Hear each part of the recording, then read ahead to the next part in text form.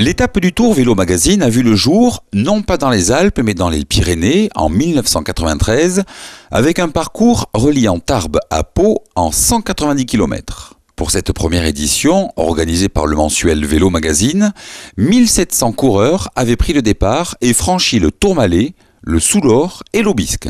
Aujourd'hui, ce sont 8500 coureurs qui participent à cette épreuve, maintenant organisée par ASO, Amaury Sport Organisation.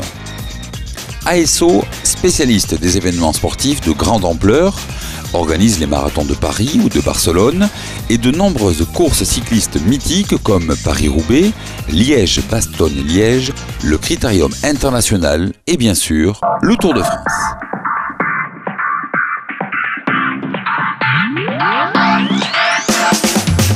Dès 14 h, en ce samedi 8 juillet, les concurrents sont accueillis dans l'enceinte du stade de Lughes où l'étape du Tour Vélo Magazine a installé son fameux village.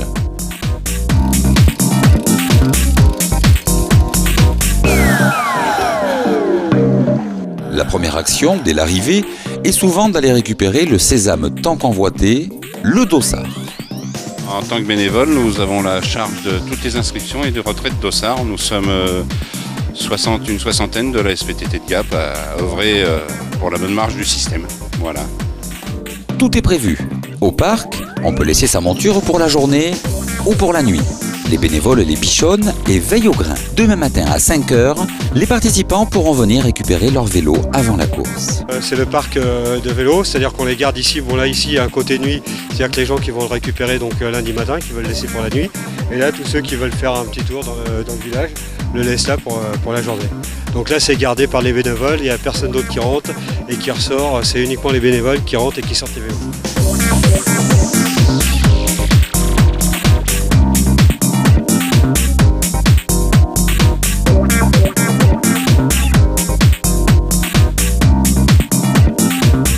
La liste des participants est interminable et il n'est pas toujours simple de s'y retrouver. Je m'appelle Mark Waysart de California. I'm here to ride in the Atop the Tour for the first time. I'm looking forward to it. Cette année, la règle d'attribution a quelque peu changé par rapport aux précédentes éditions. Auparavant, les premiers inscrits étaient les premiers servis et les inscriptions pouvaient être closes dès le premier jour. Cette année, l'inscription s'est déroulée pendant 15 jours. À l'issue de ce délai, un tirage au sort a été organisé pour déterminer les protagonistes qui pourront aller se mesurer aux redoutables versants alpins. En s'orientant en fonction du numéro attribué, on peut aller récupérer son paquetage. Dossard, plaque de vélo, transpondeur, bidon, liste d'informations pratiques. À chaque concurrent qui vient, qui nous présente sa feuille et une carte d'identité, on lui remet son dossard, sa plaque de vélo, un sac à dos, un t-shirt et une feuille aussi de route qu'il a sur lui en cas de problème le jour de la course.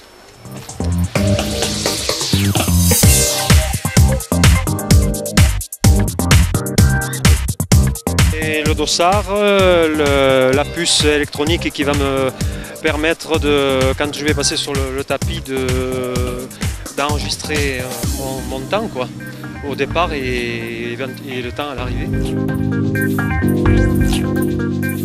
Ici, des bénévoles sont à pied d'œuvre, encadrés par l'équipe d'ASO. Les questions du public sont nombreuses. Informations sur la ville, détails concernant l'organisation, explications sur l'organisation des sas de départ. C'est direction Grenoble et puis ici il faut prendre la départementale et sortir ici. Exactement. Ouais. Sachant que cette route est très sinueuse. Et celle-là est sinueuse pour on conseille de passer par celle-ci qui est beaucoup moins, qui est plus facile. Grenoble, ouais.